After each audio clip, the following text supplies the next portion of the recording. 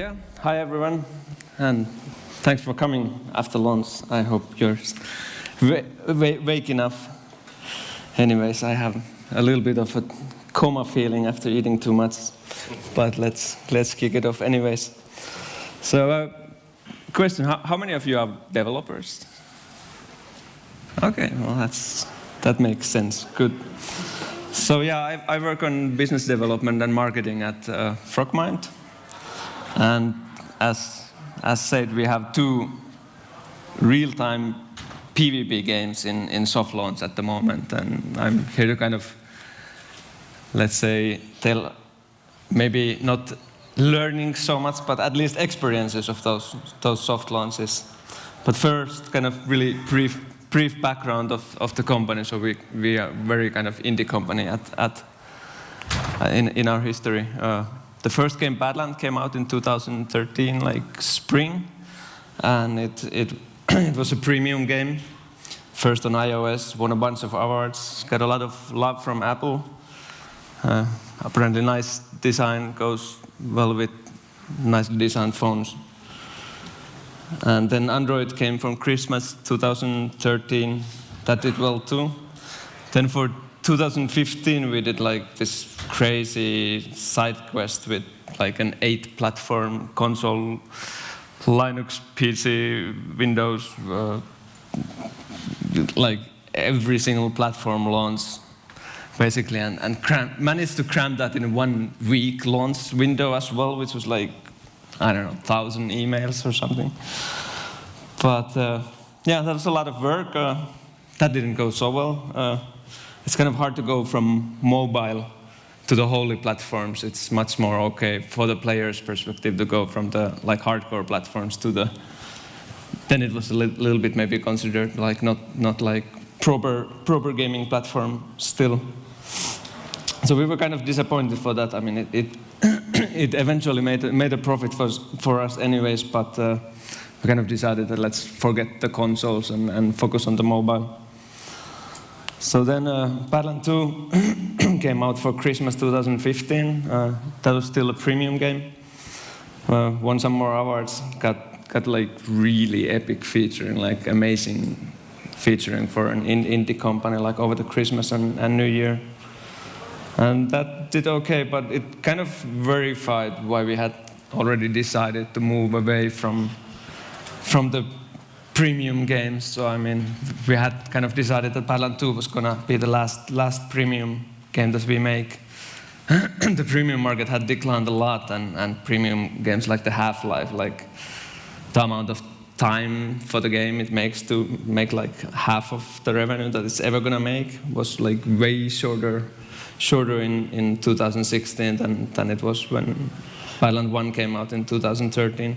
It's like, I think like for Badland 1, like the half-life was something like 18 months. Like it really like, it could sustain the company for a long time. And for Badland 2, it was like maybe like 2 or 3 months, and that's not like, I mean, that was basically the whole market went that way. But when we were launching Badland 2, we already had killed our first free-to-play game project. We had developed them both at the same time, and soon had 3 more games in the making. At this time, we were like 15 people, and we felt good about the games, the new games.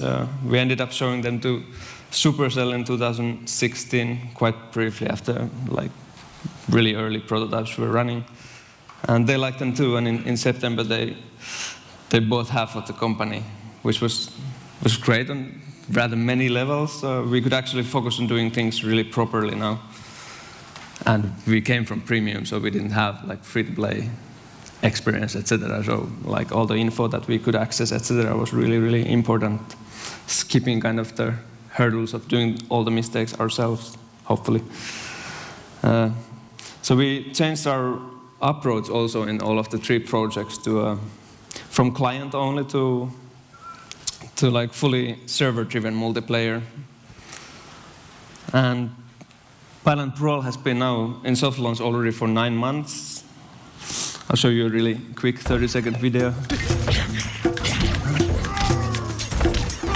So it's like a physics-based tower defense, kind of like if Angry Birds and Clash Royale had a baby, I guess. So you sling your units, you have like front units, aerial units, bombs, explosions, push units, spells, tornadoes, all kind of shit to throw at your opponent that you're trying to get them into the opponent's tower to destroy it. And then our crazy take on soccer called Rumble Stars Soccer has been in soft launch now for 4 months. Briefly there as well.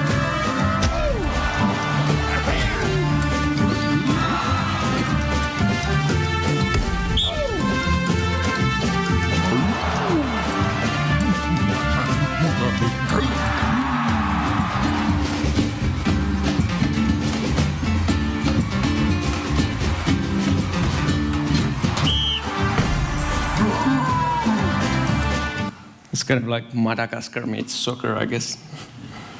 So, but we believe a lot in multiplayer gaming in general now. We think like playing with others is what kind of keeps things interesting. And also, like since Badland was very physics-based game, so it's kind of like fans of physics and kind of the emerging gameplay that like kind of spawns out of physics, being able to kind of expect what happens and plan accordingly. And still keeping it very intuitive. But so how about the soft launches? Real-time PvP has some extra challenges. And one of them is like getting the matchmaking to work well. So, I mean, we simulated that before we went to the soft launch and kind of found out that we need at least like 5,000 daily active users to keep the matchmaking like reasonable even for the beginning players. And that's just for the kind of first day to keep it like under 10 seconds by average. And then when your progress is tiered by trophies, then you don't match the 10th level player against the first level. So I mean, it gets even more complicated, and you need much more to keep it going also later there.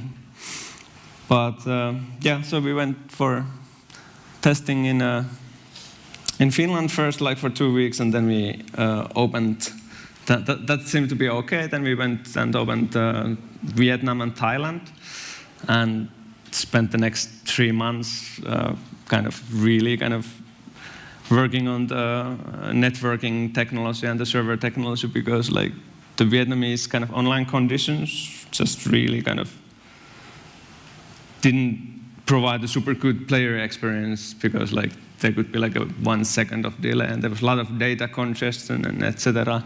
And it wasn't like a simple solution to any of that. So I mean, we just like step by step, like in the end of those 3 months of fixing and optimizing, we had like maybe 1/5 of the data that we had like in the beginning. That like we just like reduced everything out and used all kinds of stuff to make it good.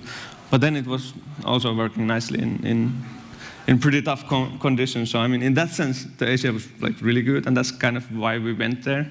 The other reason was really cheap UA as well. But yeah. So kind of why go full server approach? It's kind of like cheaters are a real poison in a real-time player versus player game. Like if somebody beats you by having 10x more health than you are not gonna use any money in that game anymore. And if you get YouTube videos showing that does some serious damage to your kind of games ecosystem. So I mean, for monetization to work, you kind of need people to be able to trust that like somebody is not getting like a huge edge just by hacking the client. And I kind of thought that like cheaters would happen only for like really big known games and after the launch, and not in the beginning of the soft launch. But I think it was like our 3rd day on the market, like probably just Finland. So and we were getting already some. We saw that some clients were trying to send some fake events. Like I don't totally understand like how that happens in like Finnish soft launch in a couple of days. but I guess it's maybe like even a kind of like a competition of like who hacks the game first. But kind of the only surefire method of making your game unhackable is the like full server validation. So I mean, basically, you run the battles on the server, and if the client disagrees with what the server thinks, then the server overruns, and you can't really like, no matter what you do on your client side, you can't affect, and you can't make an advantage to yourself unfairly. But yeah, the other side of that is that like running all those battles on the server, it takes quite a bit of server power. At the moment, we can run like 1,000 battles on one server, which is like 2,000 concurrent users, which is roughly, I don't know, 30, 40, 45,000 daily active users. And whenever we like, then you need to scale the servers. So I mean, and in addition to this, which is already quite big, then you need, of course, really good epic analytics for the free-to-play games. And GDPR adds some complications to that, like some additional work to do. But overall, this kind of approach is kind of like a really considerable R&D investment for a company, I would say. So like, if I was starting a company from scratch now, I don't know if that would be the, like, that would be a pretty big tackle to like build all these systems before we are even able to really make the game. And additionally, like the server costs kind of mean that then you have a running cost of your game as well. So every player costs you some. But yeah, how did we kickstart it? Like, how do you get to like 5,000 daily actives? So that your matchmaking even starts to work in the beginning? Do you have to pay like $5 per player and just see half of them gone tomorrow already? Which is basically what happens. And this was our first time with user acquisition, like paid user acquisition. I was pretty nervous about it because I didn't exactly know what to expect, but luckily for kind of KPI testing and the retention testing and getting the game actually just running, you can do it quite much cheaper as well if you don't care about monetization yet. So we ended up paying between like 20 to 40 cents on iOS and 10 to 20 cents on Android, buying just like the cheap Asian users. And then when we finally, 5 months later, opened the Google side, Google Play side, we went to the Google Play Early Access and got a nice amount of installs from there without paying anything. So some like 500 to 2,000 even per day, and could actually even turn off our own user acquisition at times. But one of the problem, like being able to do good analysis, is that like when the quality of your users keep on changing a lot, and let's say that like today you get like lots of Italians, today you get lots of Russians to play your game, it kind of, they are different populations. So I mean, like you don't necessarily know what caused like your what performance difference came from your game and what came from just getting very different players. And we have had a pretty changing mix. But yeah, because of the kind of online issues, we started from pretty shitty retention numbers in the beginning of the game. And it was easy to increase the retention just by kind of fixing the game. So we went like, on organic side, we went like from 20, 25 to like 45 in about 4 months. But the acquired users were actually less affected by the issues in the game, although that we could see that they were having the issues as well. So they started from like 35 and then went to like 45, 50.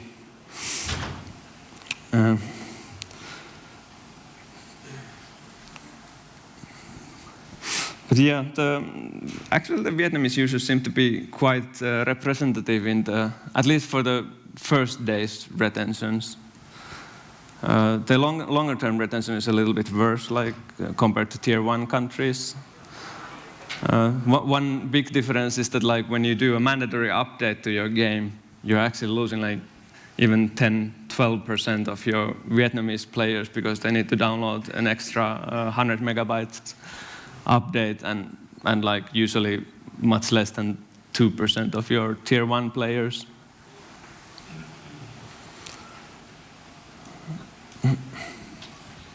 But yeah, kind of for the long-term retention, the matchmaking is like one of the main things. Like it's very key for the game to work, and we haven't really had that many users yet that like it would like perform really well also for those who play a lot. So I don't know. It's we have decided to launch the Badland Brawl not too long from now. So I don't exactly have like, I don't know what to expect. So we're just gonna do it and see what happens and adapt to it, I guess. But yeah, if you want like you probably, most of you heard this before, but like okay rule of thumb for retention is like day 1 40, day 7 20, and day 30 10%. Then you should be able to do at some scale user acquisition as well. And all in all, we have spent like $60,000 in 9 months for user acquisition on Badland Brawl, bringing like 120,000 installs. It also included some more expensive tests. But for Rumble Stars, we used only 5,000 in 4 months because we went much faster for the Google Early Access, for instance. And it's been actually cheaper for the getting users as well. This is kind of what nice working user acquisition looks like. We used this Reflection.io, which is just $200 per month for kind of seeing some intelligence of games.